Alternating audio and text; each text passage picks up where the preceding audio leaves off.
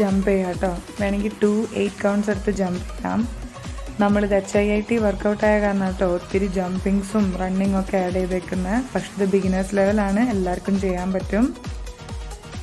And stop. Repeat the same. 1 2 3 4 5 6 7 8. Switch. Crunches.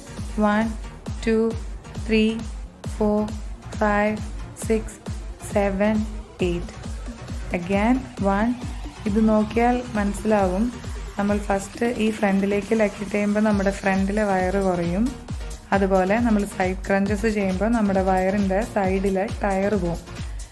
അപ്പോൾ ശ്രദ്ധിച്ച് ചെയ്യുക. വയറ് നല്ലപോലെ ഉള്ളിലേക്ക് പിടിച്ചിട്ട് ചെയ്യുക. ഈ ജമ്പിങ്സും ചെയ്യണം. അത് ഫാറ്റ് ബേണിങ്ങിന് വേണ്ടിയിട്ടാണ്, ഫാസ്റ്റ് ഫാറ്റ് ബേണിംഗ് എന്ന് പറയാം കേട്ടോ. അതിന് വേണ്ടിയിട്ടാണ് നമ്മൾ ജമ്പിങ്സ് ആഡ് ചെയ്യുന്നത്. ജമ്പ്.